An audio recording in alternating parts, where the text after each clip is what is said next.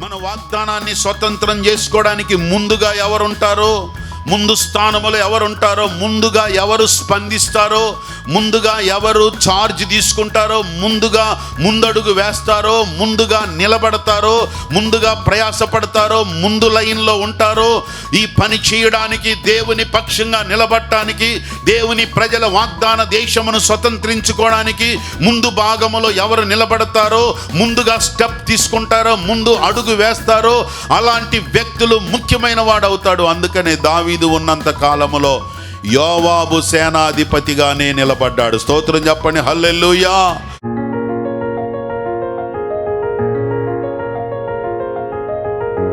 దేవుని పరిశుద్ధ నామమునకు మహిమ ప్రభావాలు కలుగునుగాక. ప్రభునందు ప్రియమైన దేవుని బిడ్డలారా, ప్రభు అయిన యేసుక్రీస్తు నామములో మీ అందరికీ కూడా శుభాభివందనాలు తెలియజేస్తున్నాను. దేవుడు అందరినీ ఆశీర్వదించునుగాక.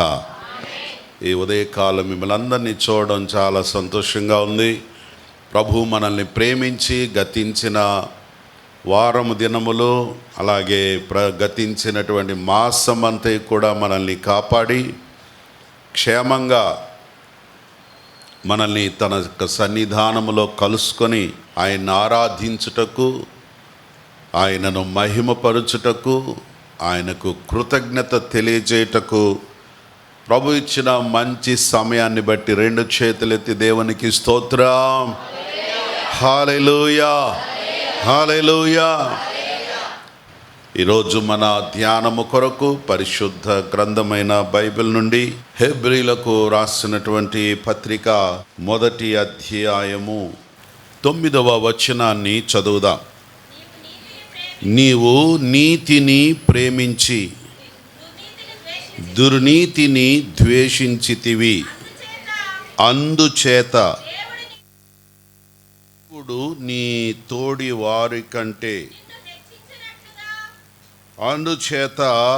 దేవుడు నీ తోడి వారి కంటే నిన్ను హెచ్చించునట్లుగా ఆనంద తైలముతో అభిషేకించెను.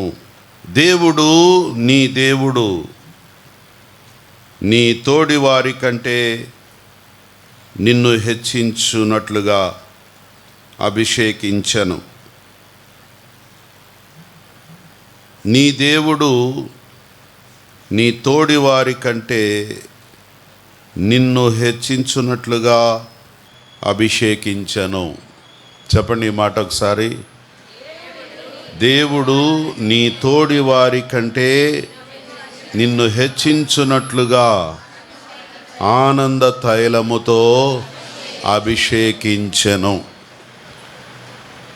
ఆ మాట మనకు అప్లై చేసుకుంటూ ఒకసారి చెప్దామా ఈ మాట. దేవుడు నా తోడి వారి కంటే హెచ్చించబడినట్లుగా ఆయన అభిషేకించెను. మరొకసారి చెబుదామా. దేవుడు నా తోడి వారి కంటే హెచ్చించునట్లుగా ఆయన నన్ను అభిషేకించెను. ప్రార్థన చేసుకుందాం. ప్రియుడైన తండ్రి, చదవబడిన లేఖన భాగము మా కొరకు ఆశీర్వదించండి. కూడి వచ్చిన భక్తులను దీవించండి. మార్గ మధ్యంలో ఉన్న బిడ్డలందరినీ సకాలంలో తోడుకు రమ్మని, ఈ వాక్యము సజీవమైనది, రెండంచులు గల ఖడ్గము కంటే పదునైనదిగా ఉండి మా ప్రాణము ఆత్మదేహాలు విభజించునంత మటుకు దూరుచు హృదయాలు పరిశోధించు లేఖనము ద్వారా మాతో మాట్లాడండి. యేసు నామమున ప్రార్థించుచున్నాము తండ్రి. ఉదయ కాలమందు మనము చదివిన వాక్య భాగము, నీ తోడి వారి కంటే దేవుడు ఆధిక్యత అనుగ్రహించునుగాక. ఈరోజు మన యొక్క వర్తమానం యొక్క అంశము ఏమనగా, తోటి వారందరికంటే ఆధిక్యత కలిగించే దేవుడు. చెప్పండి, నా తోటి వారి కంటే ఆధిక్యతను అనుగ్రహించే దేవుడు. చెప్పండి, గట్టిగా చెబుదాం అందరూ కలిసి.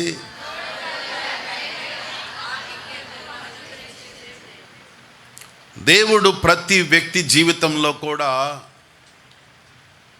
ఒక గొప్ప ఆధిక్యతను, ఒక ఉన్నతమైన స్థితిని, హెచ్చించబడినటువంటి జీవితాన్ని ప్రసాదించాలని దేవుడు కోరిక. ఆయన నీ తోటి వారి కంటే, నీ చుట్టూ ఉన్న వారి కంటే, ఒకవేళ నీ సర్కిల్, ఒకవేళ నీ ఫ్యామిలీ మెంబర్స్, ఒకవేళ నీ సరౌండింగ్లో ఉన్నటువంటి నీ తోటివారు,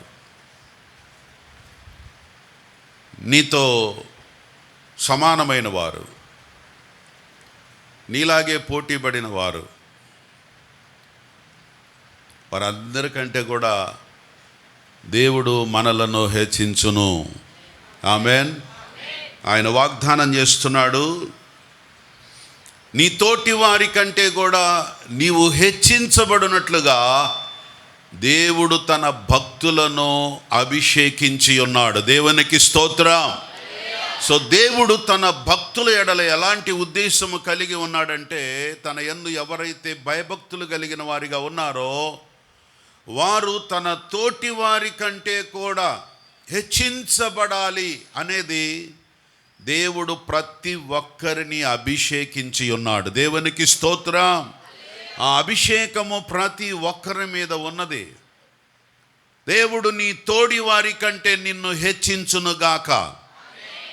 ప్రియులరా, చదవబడినటువంటి వాక్య భాగమును మనము ధ్యానించినట్లయితే ఒక పెద్ద ప్రశ్న, ఎందుకు దేవుడు మన తోటి వారి కంటే మనల్ని హెచ్చిస్తున్నాడు, హెచ్చిస్తానని వాగ్దానం చేస్తున్నాడు? ఒకవేళ ఇది జూలై మాసం మొదటి ఆదివారం దేవుడు మనకిచ్చిన వాగ్దానంగా భావించినట్లయితే, దేవుడు నిన్ను నీ తోటి వారి కంటే హెచ్చించునుగాక. సో అందరికంటే హెచ్చగున్నట్లుగా అభిషేకం ఇచ్చినటువంటి దేవుడు, లేక దేవుడు మనల్ని ప్రత్యేకపరిచిన దేవుడు. అభిషేకము అంటే ప్రత్యేకించబడుట, ఒక పని నిమిత్తము ప్రత్యేకించబడుట, ఒక కార్యము నిమిత్తము ప్రత్యేకించబడుట, ఒక ఉద్దేశము కొరకు ప్రత్యేకించబడుట. సో అభిషేకం. సో దేవుడు మనల్ని అభిషేకించాడు అంటే అర్థం ఏమిటి అని అంటే, నీవు నీ తోడి వారి కంటే కూడా దేవుడు నిన్నొక ఉన్నత స్థాయిలో ఉంచడం అనేది దేవుని యొక్క అభిషేకం అయ్యున్నది. దేవునికి స్తోత్రం. సో నిన్ను నన్ను మనందరినీ కూడా మన తోటి వారి కంటే హెచ్చించాలి అనేది ఆయన యొక్క ఉద్దేశం. అయితే ఎలాంటి వారిని దేవుడు అలాంటి ఆధిక్యతలోనికి, హెచ్చించబడడం అనే స్థాయిలోనికి ఎలాంటి వారిని దేవుడు నడిపిస్తాడు? యేసుక్రీస్తు వారి లోకములో ఉన్నప్పుడు హెచ్చించబడడం గురించి ఒక మంచి సూత్రాన్ని ఆయన తెలియజేశారు. తగ్గించుకొనువాడే హెచ్చించబడతాడు. మత్తయి సువార్త 20 అధ్యాయం 27వ వచనం, 23వ అధ్యాయము 11వ వచనములో యేసుక్రీస్తు వారు చెప్పిన సూత్రము, మీలో ఎవడైనా హెచ్చించబడాలి లేక గొప్పవాడు కావాలి అంటే ఆ వ్యక్తి అందరికీ పరిచారకుడుగా ఉండాలి. అందరికంటే తక్కువ వానిగా, ఆఖరి వాడిగా ఉండాలి.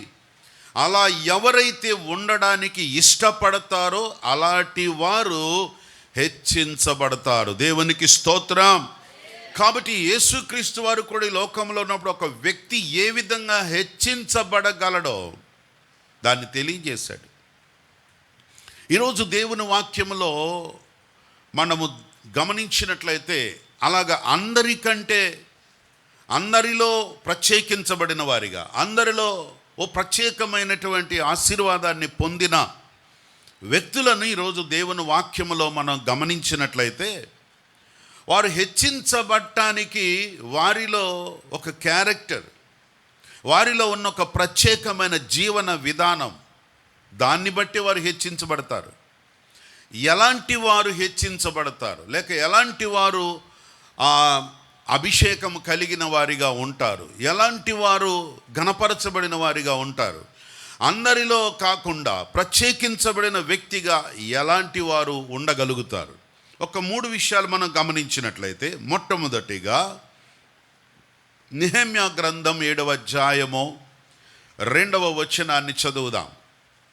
నెహెమ్యా గ్రంథం 7వ అధ్యాయము 2వ వచనం. నా సహోదరుడైన హనానీకిని, కోటకు అధిపతి అయిన హనన్యాకును యెరూషలేము పైన అధికారమును ఇచ్చితిని. ఎందుకనగా హనన్యా నమ్మకమైన మనుష్యుడును, అందరికంటే ఎక్కువగా దేవుని ఎదుట భయభక్తులు కలిగినటువంటి వాడిగా ఉన్నాడు. దేవునికి స్తోత్రం. హనన్యా నమ్మకమైన మనుష్యుడు. చెప్పండి, ఎలాంటి వాడు? నమ్మకమైన మనుష్యుడు. అందరికంటే ఎక్కువగా దేవుని ఎదుట భయభక్తులు కలిగిన వాడు. 2 మంచి క్యారెక్టర్స్ కనబడుతున్నాయి. అందరికంటే నమ్మకమైన మనుష్యుడు, అందరికంటే దైవ భక్తి కలిగిన మనుష్యుడు. చెప్పండి, ఇతను ఎలాంటి వాడు? కొంచెం గట్టిగా చెబుదాం.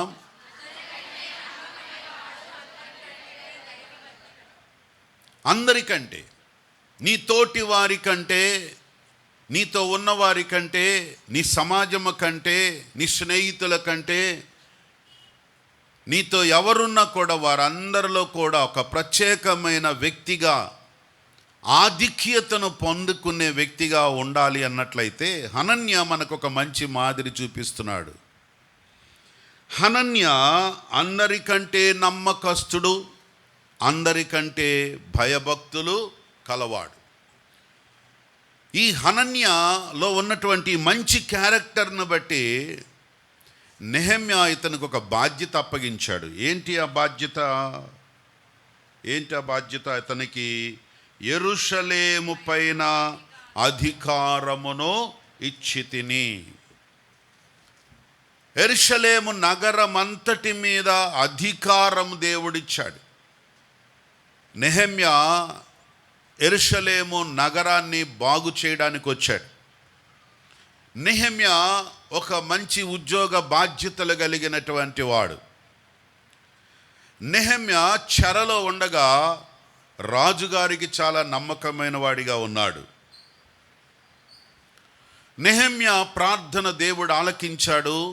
రాజు ఆయన ప్రార్థనను అంగీకరించి, ఆయన మనవిని అంగీకరించి యెరూషలేము నగరానికి వెళ్ళి, పాడైపోయిన నగరము, ముఖ్యముగా పాడైపోయిన ప్రహరీ గోడ, ఆ యొక్క ప్రాకారమును బాగు చేయటం కొరకై రాజుగారి దగ్గర పర్మిషన్ తీసుకున్నాడు, వచ్చాడు. ఆయన అనేక మందిని ఎంకరేజ్ చేసి ఆ పట్టణమును బాగు చేసే విషయంలో చాలా శ్రమ పడ్డాడు. తనకు సహకరించేవారు కొంతమంది ఉన్నారు, తనను వ్యతిరేకించేవారు కూడా కొంతమంది ఉన్నారు. ఎక్కడైనా ఒక పనిని జరిగించేటప్పుడు సహకరించేవారు ఉన్నదానికంటే దానికి సహకరించని వారే ఎక్కువ మంది ఉంటారు. దాన్ని పాడు చేసేవారు ఎక్కువ ఉంటారు, అపోజ్ చేసేవారు ఎక్కువ ఉంటారు. ఓ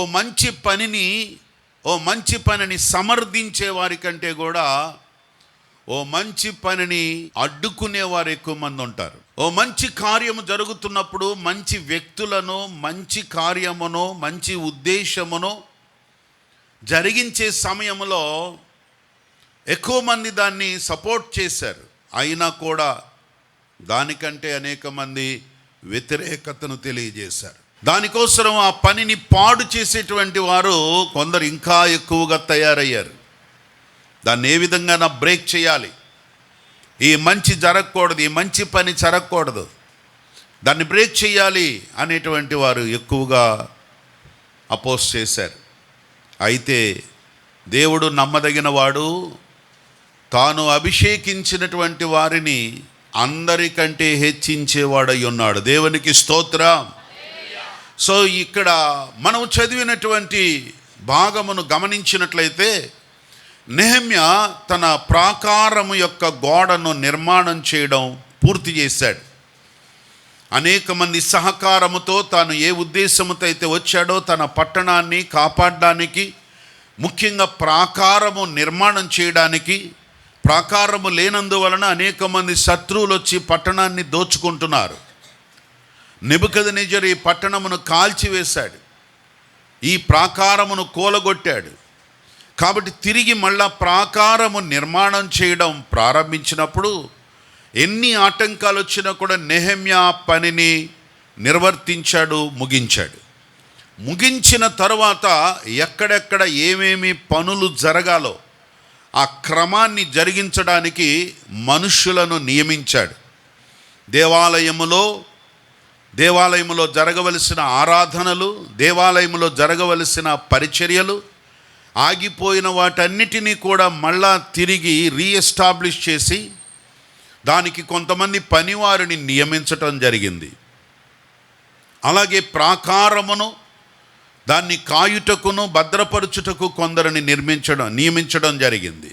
అలాగే ఈ పట్టణమంతటి మీద అన్నీ ఆపరేట్ అవటానికి, అన్ని కార్యములు జరగడానికి, అన్నిటినీ నిర్వహించడానికి, అన్నిటినీ నడిపించడానికి, ఎక్కడెక్కడ ఏం జరుగుతుందో వాటన్నిటినీ సూపర్వైజ్ చేయడానికి పట్టణమంతటి మీద, ఒక ప్రాకారం మీద కాదు, పట్టణమంతటి మీద ఒక అధికారి కావాలి, ఒక నాయకుడు కావాలి, ఒక నియమించబడిన అభిషేకం పొందిన మంచి మనస్సాక్షి కలిగినటువంటి ఒక వ్యక్తి కావాలి. నెహెమ్యా చూశాడు. ఎవరికి ఈ బాధ్యతలు అప్పగించాలి, ఎవరికి పనిని అప్పగించాలి, ఎవరైతే దీనికి సరిపోతారు అని నెహెమ్యా చూడడం మొదలెట్టాడు. అలా చూసినప్పుడు ఆయనకి ఇద్దరు మనుషులు కనబడ్డారు, హనానీ, హనన్య. వీళ్ళిద్దరినీ కూడా నియమిస్తూ హనన్యా గురించి మంచి విషయాలు తెలియజేయటం జరిగింది. హనన్య పట్టణమంతటి మీద దేవుడు అధికారిగా ఆయనకు అవకాశం ఇచ్చాడు. ఎందుకనగా అక్కడ రెండు ప్రాముఖ్యమైన విషయాలు మనం గమనిస్తున్నాం. మొదటిది ఏంటి చెప్పండి? అతడు నమ్మకమైన మనుష్యుడు. ఒక వ్యక్తి నమ్మకమైన వ్యక్తిగా గనక ఉండగలిగితే అతను తన తోటి వారి కంటే హెచ్చించబడేవాడిగా ఉంటాడు. దేవునికి స్తోత్రం. కొన్నిసార్లు మనల్ని హెచ్చించలేదు, మనల్ని గుర్తించలేదు, మనల్ని గౌరవించలేదు, మనల్ని పట్టించుకోలేదు అని మనకు అనిపిస్తూ ఉంటుంది. ఎందుకు మనం గుర్తించట్లేదు, ఎందుకు మనము వెలుగులోనికి రావడం లేదు అని అంటే ఉండవలసిన క్యారెక్టర్ సరిగా ఉండలేదు కాబట్టి, ఉండవలసినటువంటి క్రమశిక్షణ లేదు కాబట్టి. అలా అనుకోం మనం. నేను చాలా గొప్ప అనుకుంటాం, మనం అనుకుంటాం కాదు, అది బయటికి కనబడాలి కదా. ఆ నమ్మకత్వాన్ని చూచాడు గనక నమ్మకమైన మనుషుడు, నమ్మకత్వం. దేవుడు నమ్మకమైన వారికి అనేకమైన మేలులు జరిగిస్తాడు. దేవునికి స్తోత్రం. నమ్మకమైన వానికి దీవెనలు మెండుగా కలుగును. చెప్పండి, మాట చెప్పండి. కాబట్టి నమ్మకత్వము చాలా ప్రాముఖ్యమైనది. ఇచ్చిన పనిలో, అప్పగించబడిన బాధ్యతల్లో నమ్మకత్వము లేకుండా ఉన్నట్లయితే, యేసుక్రీస్తు వారి లోకంలో ఉన్నప్పుడు చాలా విషయాలు చెప్పారు.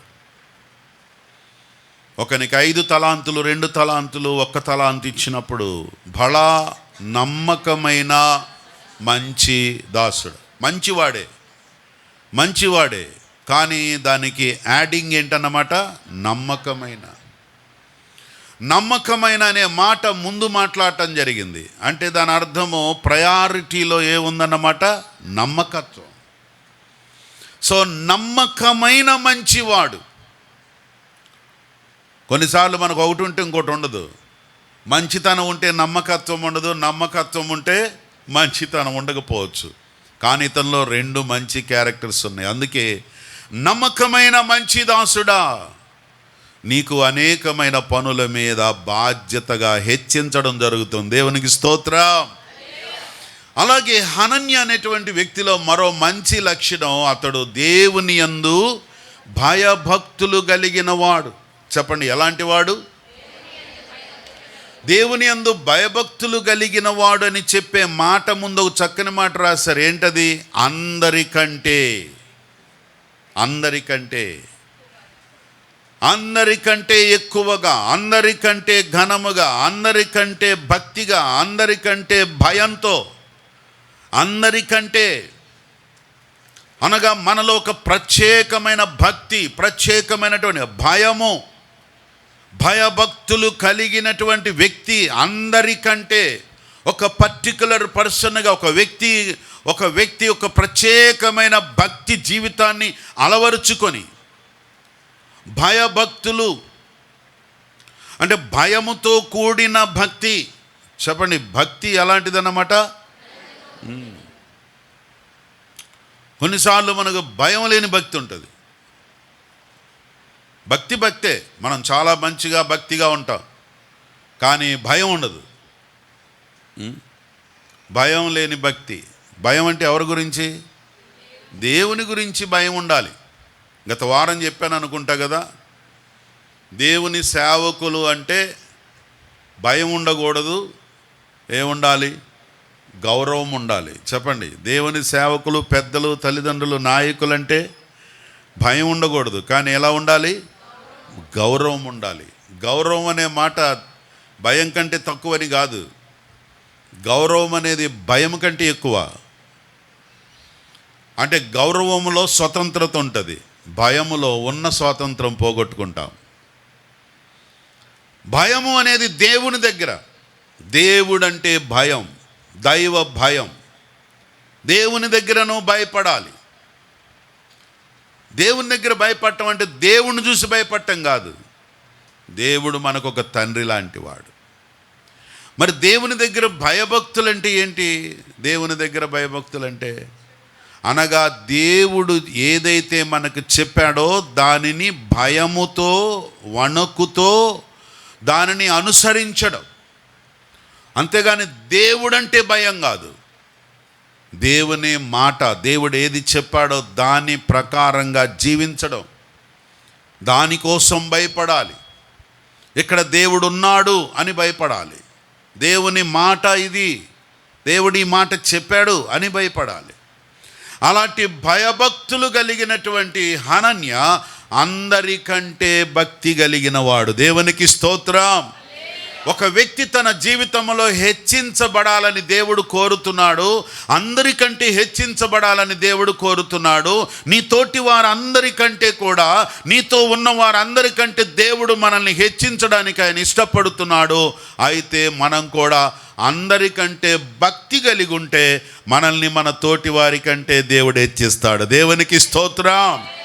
సో అందరికంటే భయభక్తులు కలిగినటువంటి వారిగా ఉంటే అది మనకి ఘనత కలిగిస్తుంది.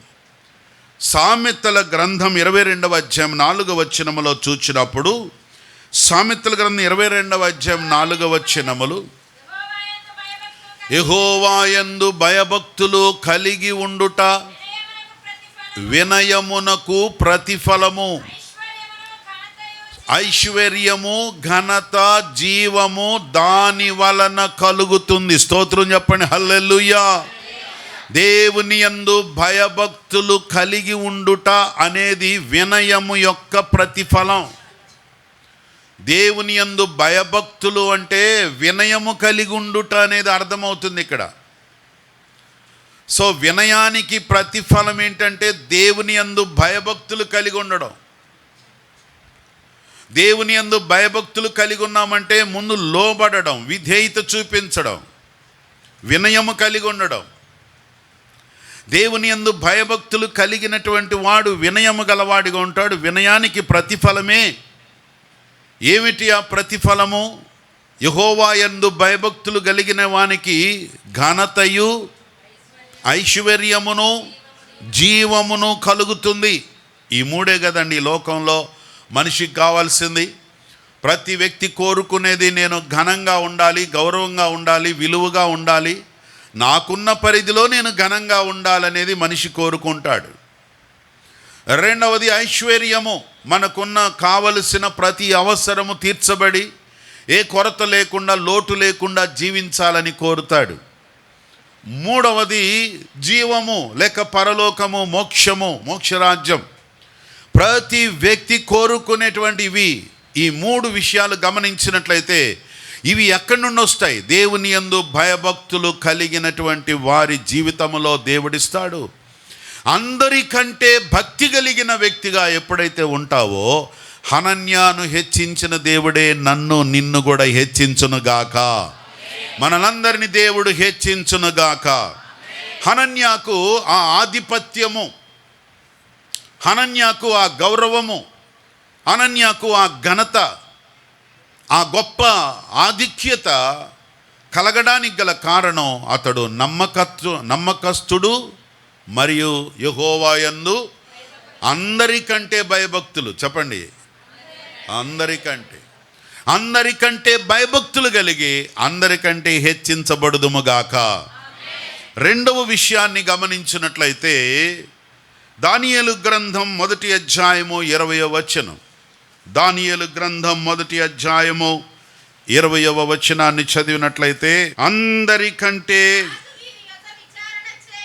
రాజు విచారణ చేయగా జ్ఞాన వివేకముల విషయములో, ప్రతి విషయములో వీరు తన యొక్క రాజ్యమంతటిలో శకునగాండ్ర కంటెను, గారడి విద్య గలవారి కంటెను 10 అంతలు శ్రేష్టమైనటువంటి వారిగా ఉన్నారు.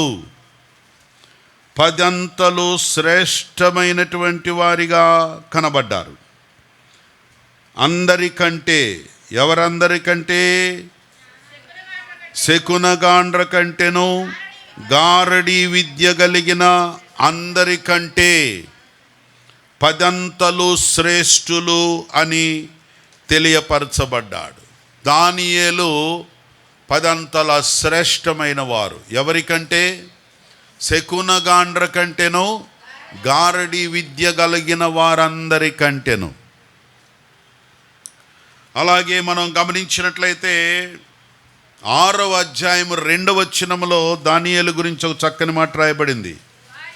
6వ అధ్యాయం 2వ వచనం, తన రాజ్యమంతటిలో వారిపైన 3 ప్రధానులుగా నియమించెను. ఆ 3లో దానియేలు ముఖ్యుడు. చూసారా? శకునగాండ్ర కంటేనో, గారడి విద్య కలిగిన వారి కంటే శ్రేష్టమైన వాడు. అంతేకాకుండా తనతో పాటు ఒక 3 ఉన్నారు. ఆ 3లో కూడా దానియేలు ముఖ్యమైన వాడిగా, సో ప్రయారిటీలోకి వచ్చాడు, ప్రధానమైన స్థానంలోనికి వచ్చాడు. సో తన తోటి వారు కూడా చాలామంది ఉన్నారు. అదే జ్ఞానము కలిగిన వారు, అలాంటి వివేకం కలిగిన వారు, అలాంటి అభిషేకం కలిగిన వారు, అలాంటి ఆలోచన కలిగిన వారు, అలాంటి ఆధిక్యత కలిగినటువంటి వారు తనతో కూడా ఉన్నారు. షడ్రకు, మెషకు, అబేద్నెగో అనేటువంటి తన ఫ్రెండ్స్, స్నేహితులు ఉన్నారు. సో గారడి విద్య కలిగిన వారి కంటే శ్రేష్టమైన వాడు, అండ్ మరియు తనతో ఉన్నటువంటి వారందరికంటే కూడా ఘనుడుగా, ముఖ్యమైన వ్యక్తిగా మార్చబడ్డాడు. దేవునికి స్తోత్రం. కారణం ఏంటి? అందరికంటే జ్ఞానము కలిగిన వాడిగా ఉండడానికి గల కారణం ఏంటి? అందరికంటే శ్రేష్టమైన వాడిగా ఉండడానికి గల కారణం ఏంటి? అందరికంటే ముఖ్యమైన వాడిగా ఉండడానికి గల కారణం ఏంటి? అవును, ఈరోజు దేవుడు నిన్ను, నన్ను, మనలందరినీ కూడా అందరికంటే ముఖ్యమైన వ్యక్తిగా ఆశీర్వదించునుగాక. నమ్మితే ఆమేన్ చెబుదా?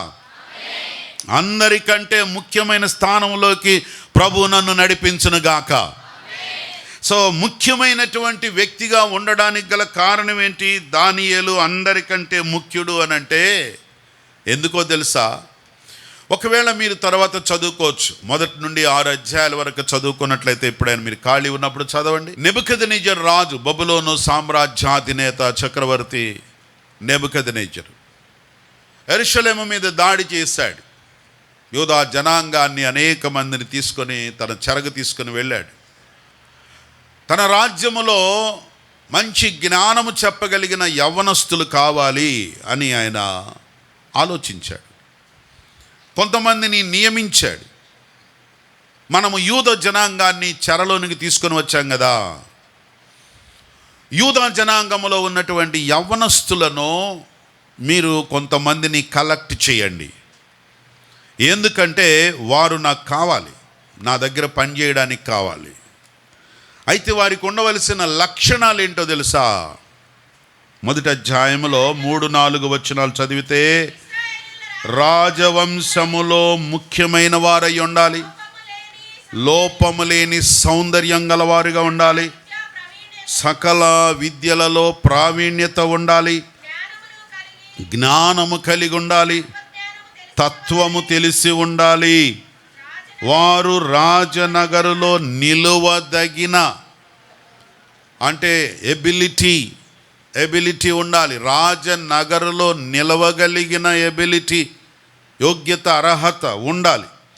ఈ లక్షణాలు కలిగినటువంటి వారిని మీరు యూదు జనాంగములో నుండి లేక ఇశ్రాయేలు జనాంగములో నుండి కలెక్ట్ చేయాలని తెలియచేసినప్పుడు మనకు ముఖ్యంగా 4 కనబడతారు. షడ్రకు, మెషకు, అబేద్నెగో and Daniel.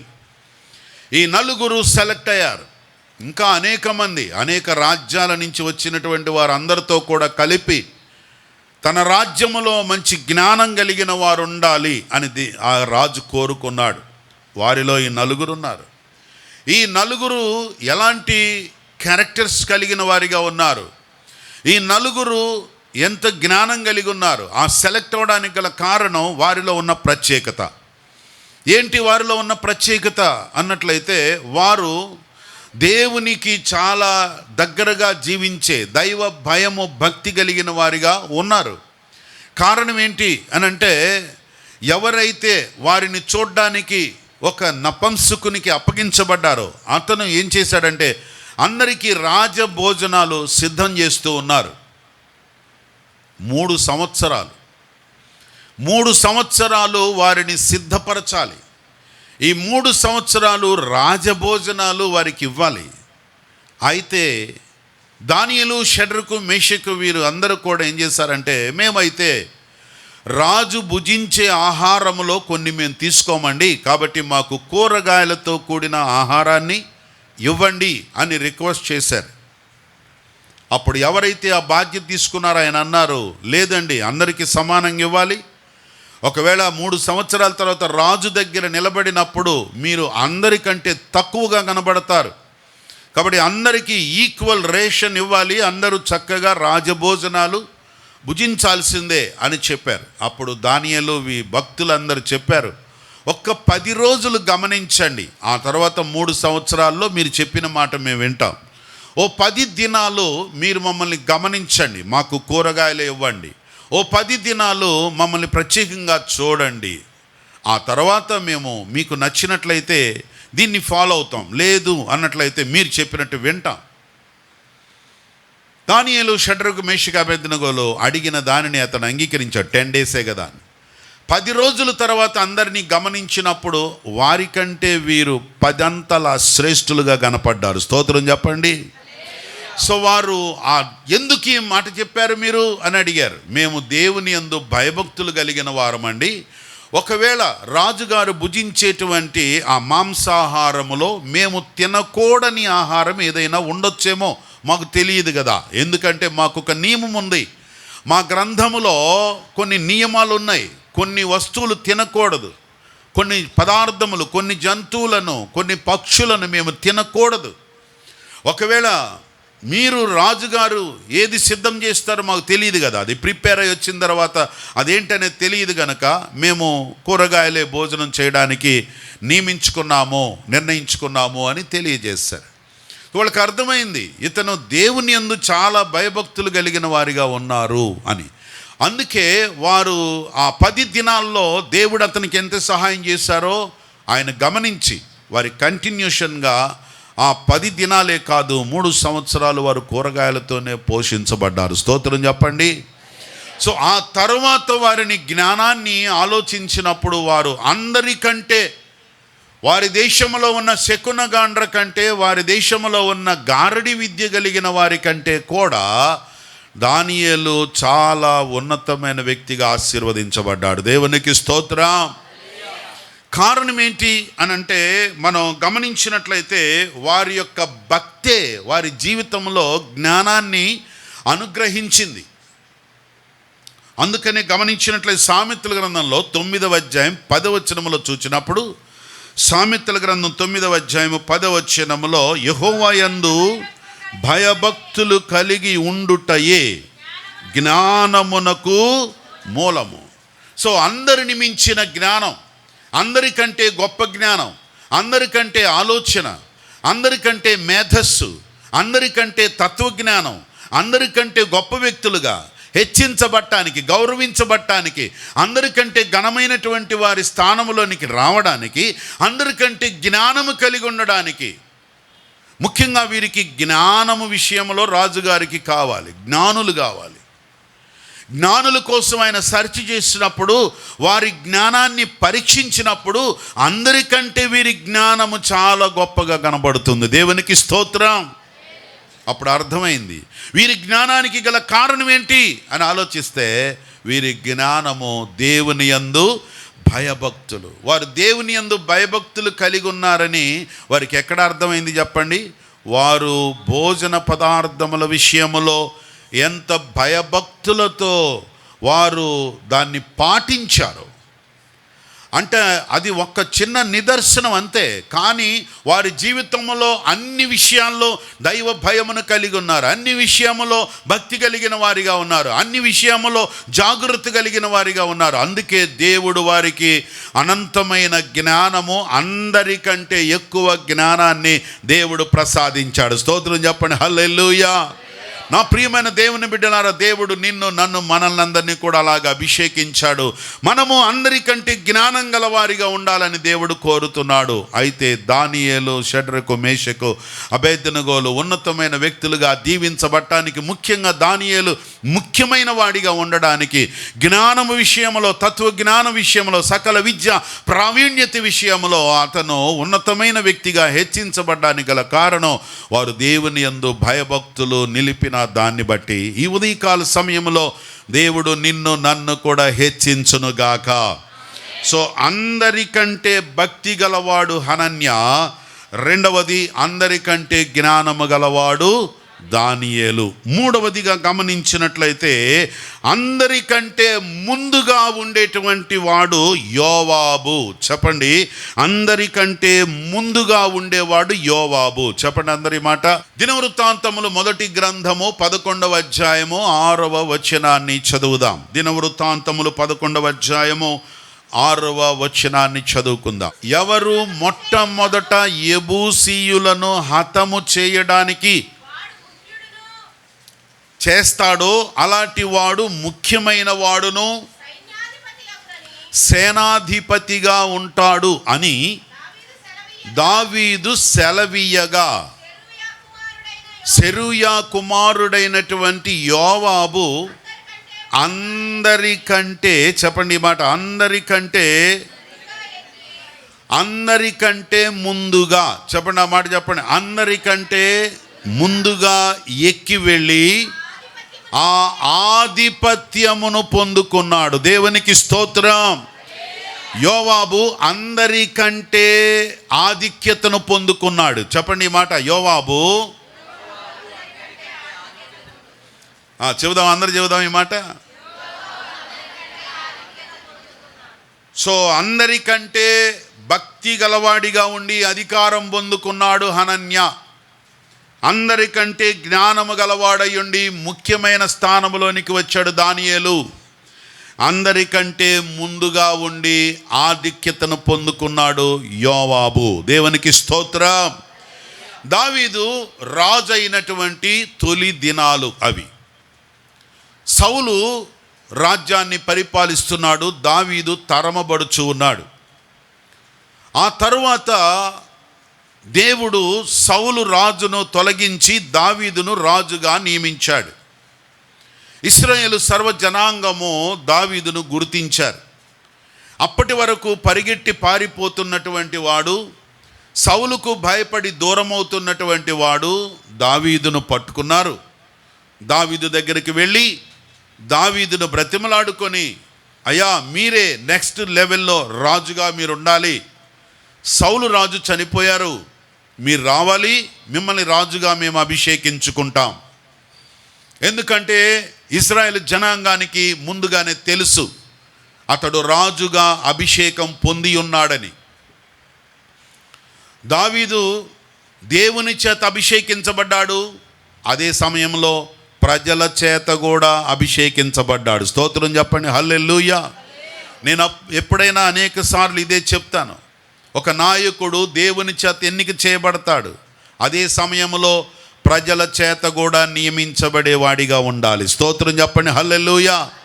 As a David, ఒక దావీదులాగా ఒక వ్యక్తి దేవుడు ఎన్నుకున్న స్థానంలోనే కాదు, దేవుడు అభిషేకించిన స్థానమే కాదు, దేవుడు నియమించిన స్థానమే కాదు, దేవుడు నిన్ను నన్ను మనల్ని అభిషేకించాడు.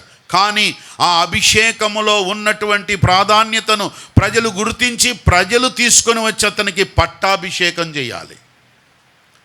దేవుడు అతనిని రాజుగా అభిషేకించాడు, ప్రజలు రాజుగా పట్టాభిషేకం చేశారు. స్తోత్రం చెప్పండి, హల్లెలూయా. అలాగే ప్రతి వ్యక్తి జీవితంలో కూడా ఒక ఉన్నతమైన వ్యక్తిగా ఆశీర్వదించబడాలి అన్నట్లయితే మొట్టమొదటిగా దేవుడు మనల్ని ఆ స్థానంలో ఎన్నుకోవాలి. ఆ స్థానంలో ఎన్నుకున్నాడని ప్రజలు గుర్తించాలి. గుర్తించిన తర్వాత ప్రజలే పట్టాభిషేకం చేయాలి.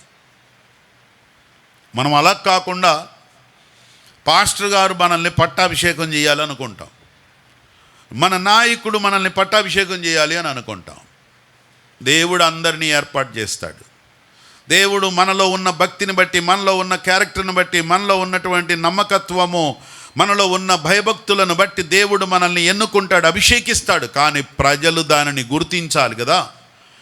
ప్రజల్లో అది గుర్తింపులోనికి రావాలి కదా. నీలో ఏ అభిషేకం ఉందో, మనలో ఏ వరం ఉందో, మనం ఏం పని చేస్తున్నామో, ఏ విధంగా ప్రజలకి సహాయపడుతున్నామో, ప్రజలకి సర్వీస్ చేస్తున్నామో, ప్రజల పక్షంగా నిలబడుతున్నామో, దీనిని ప్రజలు గుర్తించాలి.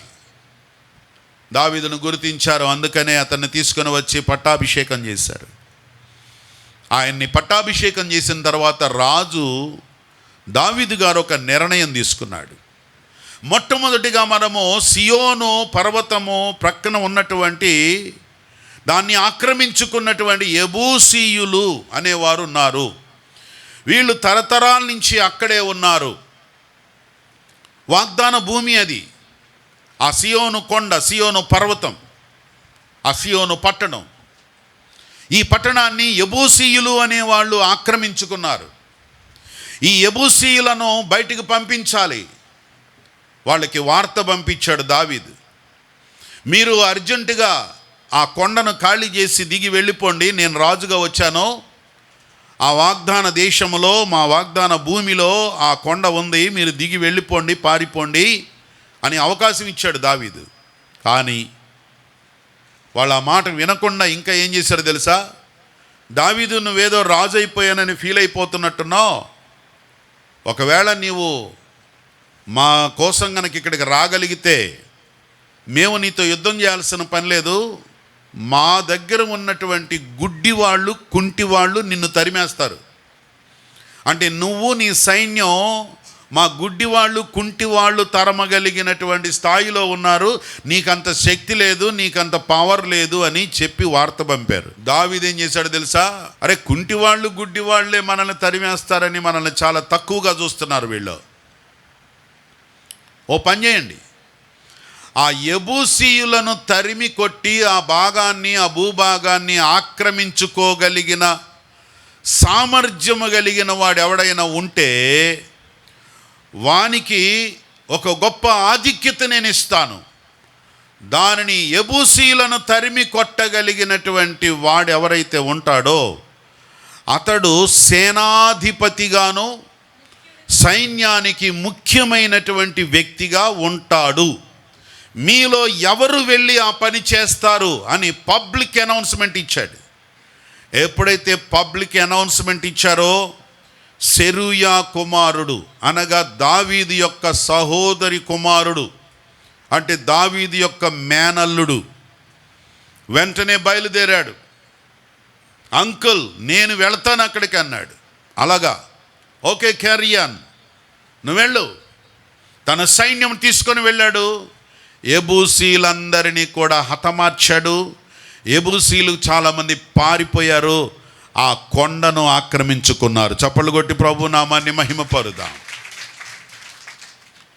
యెబూసీలను హతమార్చడానికి ముందు ఎవరు వెళ్తారో వారే ఆధిక్యతలోనికి వస్తారు. అక్కడ చక్కని మాట రాయబడి ఉన్నది, యోవాబు అందరికంటే ముందుగా వెళ్ళి ఆ ఆధిక్యతను పొందుకున్నాడు. దేవునికి స్తోత్రం. ఎవరైతే ముందుగా ఉంటారో, ముందు వరుసలో ఉంటారో, ముందు లైన్లో ఉంటారో, శత్రువుని హతమార్చడానికి పోరాటములో ముందుంటారో, శత్రువును ఓడించడానికి పోరాటములో ముందుంటారో, మన వాగ్దానాన్ని స్వతంత్రం చేసుకోవడానికి ముందుగా ఎవరుంటారో, ముందు స్థానములో ఎవరుంటారో, ముందుగా ఎవరు స్పందిస్తారో, ముందుగా ఎవరు ఛార్జ్ తీసుకుంటారో, ముందుగా ముందడుగు వేస్తారో, ముందుగా నిలబడతారో, ముందుగా ప్రయాసపడతారో, ముందు లైన్లో ఉంటారో, ఈ పని చేయడానికి, దేవుని పక్షంగా నిలబడటానికి, దేవుని ప్రజల వాగ్దాన దేశమును స్వతంత్రించుకోవడానికి ముందు భాగములో ఎవరు నిలబడతారో, ముందుగా స్టెప్ తీసుకుంటారో, ముందు అడుగు వేస్తారో, అలాంటి వ్యక్తులు ముఖ్యమైన వాడవుతాడు. అందుకనే దావీదు ఉన్నంత కాలములో యోవాబు సేనాధిపతిగానే నిలబడ్డాడు. స్తోత్రం చెప్పండి, హల్లెలూయా. ఆ ఆధిక్యతను యోవాబు పొందుకున్నాడు. నా ప్రియమైన దేవుని బిడ్డలారా, ముందుగా ఉండి ఆధిక్యతను పొందుకుందాం. కారణం ఏంటో తెలుసా? దేవుడు నిన్ను నన్ను మన తోటి వారి కంటే హెచ్చగున్నట్లుగా ప్రభు మనల్ని హెచ్చించాడు. నమ్మితే దేవునికి స్తోత్రం. మనకు ఆధిక్యత ఉన్నది. ప్రభు నిన్ను నన్ను అలాగే చూస్తున్నాడు. అయితే అందరికంటే భక్తి గలవాడిగా ఉండు, అందరికంటే అధికారం గలవాడు అవుతావు. చెప్పండి ఈ మాట. మనం అందరికంటే అధికారం కావాలనుకుంటాం, కానీ దానికి తగిన భక్తి మనకి ఉండదు. హనన్య అందరికంటే గొప్ప అధికారంలోకి వచ్చాడు, పట్టణాన్నే చూసుకోగలిగిన స్థాయికి వచ్చాడు.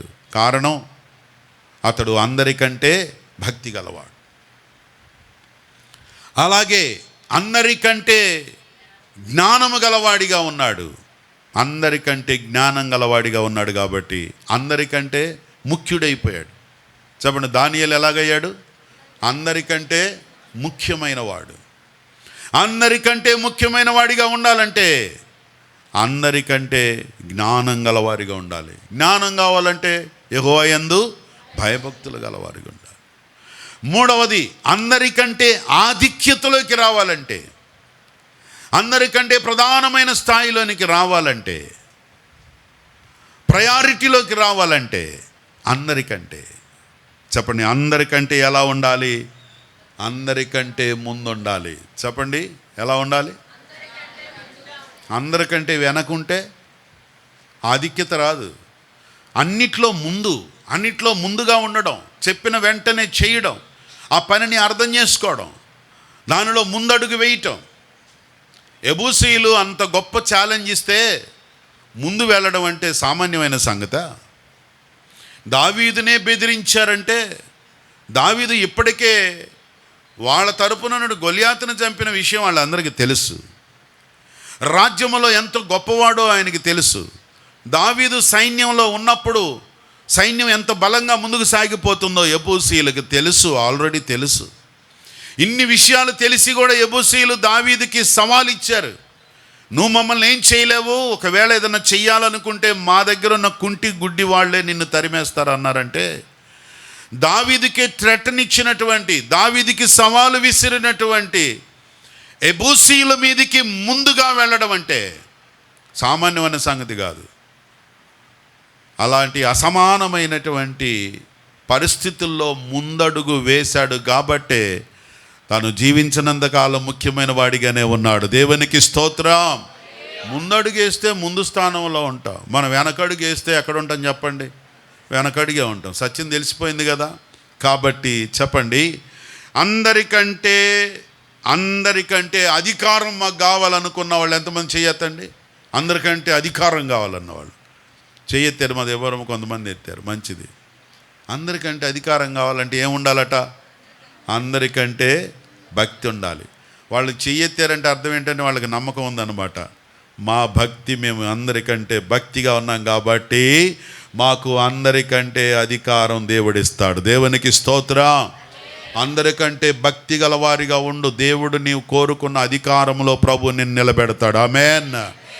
అంతేకాదు ప్రియులరా, అందరికంటే ముఖ్యమైన వాడు కావాలని మనం అందరం కోరుకుంటాం. అందరిలో ముఖ్యమైన వాడిగా ఉండాలి. అందరికంటే ముఖ్యమైన వాడిగా ఉండాలంటే అందరికంటే జ్ఞానం గలవారిగా ఉండాలి. జ్ఞానం లేకుండా, జ్ఞానం లేని మాటలు, అజ్ఞానంగా ఉంటూ, అజ్ఞానంగా మాట్లాడుతూ, అజ్ఞానంగా ప్రవర్తిస్తూ నేను అందరికంటే ముఖ్యమైన వాడిగా ఉండాలంటే సుఖం ఏంటి చెప్పండి? దేవుడు నిన్ను నన్ను ఒక ముఖ్యమైన వ్యక్తిగా దీవించాలంటే అందరికంటే జ్ఞానం గలవారిగా ఉండాలి. మూడవది, అందరికంటే ముందుగా ఉండు. అందరికంటే ఆధిక్యతలోకి వస్తావు. చెప్పండి, అందరికంటే ముందుగా ఉంటే ఆధిక్యతలోకి వస్తావు. కళ్ళు మూసుకోండి, ప్రార్థన చేద్దాం. ఈ ఉదయకాల సమయంలో ప్రభు మన అందరితో మాట్లాడి ఉన్నారు. అందరం కూడా ప్రార్థన చేసుకుందాం. మహాపరిశుద్ధుడా, ప్రేమ కలిగిన మా పరమ తండ్రి, నీకు స్తోత్రాలు. ఈ జులై మాసంలో మీరు మాతో మాట్లాడి ఉన్నారు దేవా. మేము అందరికంటే ఆధిక్యతను, అందరికంటే ముఖ్యమైన స్థానం, అందరికంటే అధికారములోనికి రావాలంటే మా ముందున్న భక్తులు ఎలా జీవించారో అలాగ మేము అందరికంటే ముందున్న వారమై, అందరికంటే జ్ఞానంగా ప్రవర్తించి, అందరికంటే ఆధిక్యతను పొందుకొని, అందరికంటే నీ యందు భయభక్తులు గలవారిగా మేము సాగిపోవునట్లుగా దీవించి అటు అభిషేకం ఇచ్చి నడిపించమని యేసు నామమున ప్రార్థించుచున్నాము తండ్రి.